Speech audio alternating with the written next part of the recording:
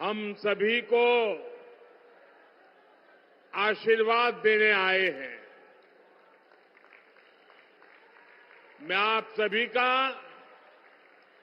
बहुत बहुत आभारी हूं। और मुझे कल बताया गया कि इतनी तेज बारिश यहां हुई थी कि लग रहा था कि आज कार्यक्रम कर पाएंगे कि नहीं कर पाएंगे। लेकिन आपका प्यार, आपका उत्साह कि आपने प्राकृतिक तकलीफों के बावजूद भी रात रात मेहनत करके इतना शानदार भव्य कार्यक्रम का आयोजन किया। मैं आपका अभिनंदन करता हूं। मैं मुख्यमंत्री जी का आभार व्यक्त करता हूं क्योंकि मुझे आगे जल्दी पहुंचना है, क्योंकि आज मुझे कर्नाटका, केरल एक लंबी यात्रा है, ढेर सारे कार्यक्रम है। तो उन्होंने अपना भाषण भी छोड़ दिया और मुझे बोलने के लिए निमंत्रित कर दिया। मैं मुख्यमंत्री जी के इस जेस्चर के लिए उनका आभार व्यक्त करता हूं। भाइयों और बहनों, अभी ज्यादा दिन नहीं हुए हैं जब मध्य प्रदेश ने पूरे देश को चौंका दिया था और होशंगाबाद ने तो कमाल कर दिया था। यहां से जो लहर उठी थी वो लहर पूरे देश में फैल चुकी है। आज देश के कोने कोने से एक ही आवाज आ रही है, फिर एक बार, फिर एक बार, फिर एक बार। साथियों, आज देश के इतिहास का बहुत बड़ा दिन है। आज संविधान निर्माता बाबा साहब आम्बेडकर की जन्म जयंती है। उनकी जन्मस्थली महू यहां से ज्यादा दूर नहीं है। महू में उनका घर हो या देश विदेश में वे जहां भी रहे, उन स्थानों पर और उन स्थानों को पंच तीर्थ के रूप में विकसित करने का सौभाग्य भाजपा सरकार को मिला है।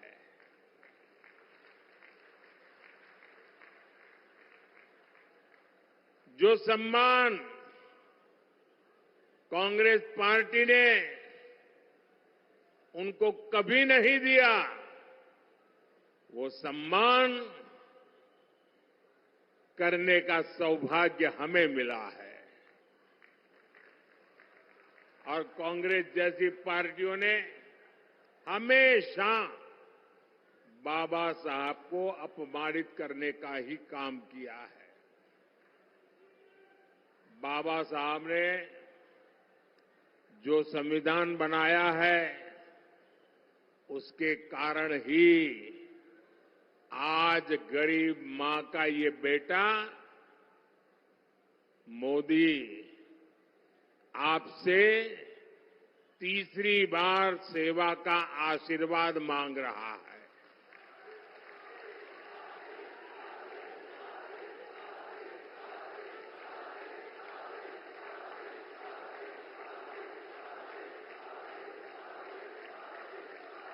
ये बाबा साहब का संविधान है, जिसके कारण आज देश की राष्ट्रपति एक आदिवासी परिवार की बेटी है।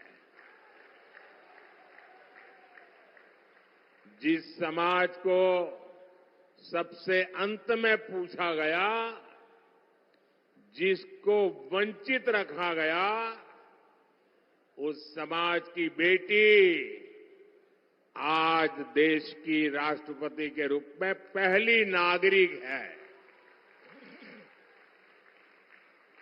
हमने बाबा साहब को सिर्फ विचारों तक सीमित नहीं रखा, बल्कि आधुनिक भारत में उनके योगदान को नई पहचान दी है। आप मोबाइल फोन से जो डिजिटल पेमेंट करते हैं ना, उस डिजिटल पेमेंट जो योजना है उसका नाम भीम यूपीआई है।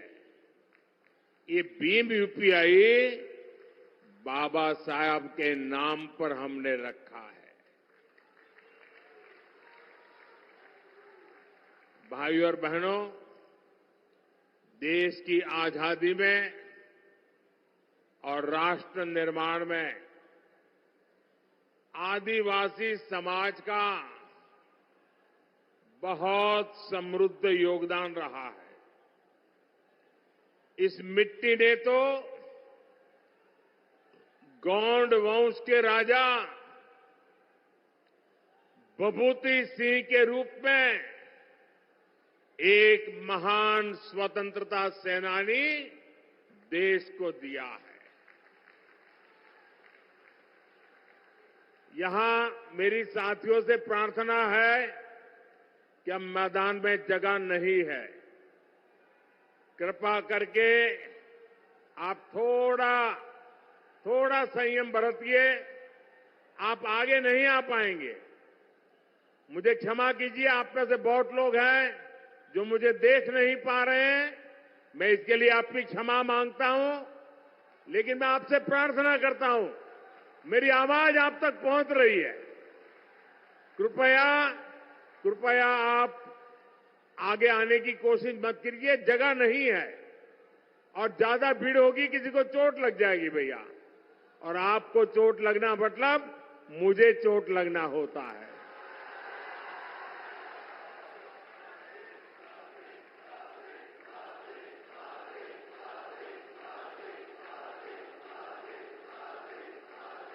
साथियों, कांग्रेस ने आदिवासी समाज के योगदान को कभी भी स्वीकार नहीं किया। भगवान बिरसा मुंडा के जन्म दिवस को राष्ट्रीय जनजातीय गौरव दिवस के रूप में घोषित करने का सौभाग्य भी बीजेपी की सरकार को मिला है। साथियों, कमाल देखिए, आजादी के अनेक दशक तक कांग्रेस के एक ही परिवार ने सीधे या रिमोट कंट्रोल से सरकार चलाई है। इसी परिवार ने देश में आपातकाल इमरजेंसी लगाई थी। कांग्रेस ने देश भर में लोकतांत्रिक सरकारों को जब मर्जी तब उसे पत्ते की महल की तरह गिरा देते थे। कांग्रेस ने अपने हिसाब से इतिहास को तोड़ा मरोड़ा और मर्जी मुजब लिखवाया और खुद का ही महिमा मंडन करवाया। कांग्रेस की माने तो तब लोकतंत्र ठीक चल रहा था, फल फूल रहा था, ऐसे वो मार रहे गप्पे। लेकिन जैसे ही गरीब घर का बेटा प्रधानमंत्री बना तो कांग्रेस अफवाह फैलाने लगी कि मोदी आया है, संविधान और लोकतंत्र पे खतरा हो जाएगा। ये कांग्रेस वाले आपको पता नहीं है, ये बाबा साहब का संविधान है ना, उसके कारण तो मोदी यहां पहुंचा है।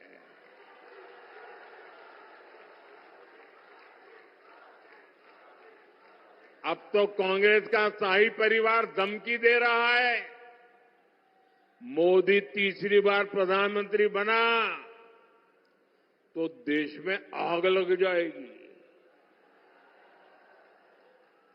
ये 14 में भी बोलते थे, कभी आग लगी क्या?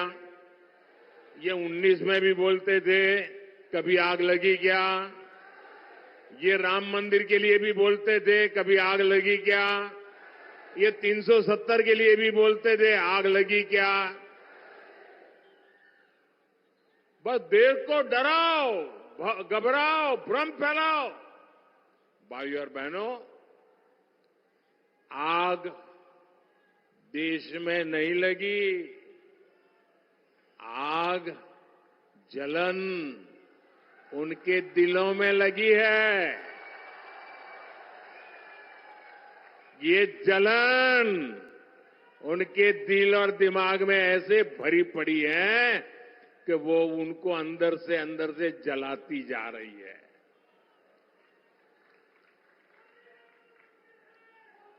और ये जलन भी मोदी के कारण नहीं है, ये जलन 140 करोड़ देशवासियों का मोदी के प्रति प्रेम के कारण है।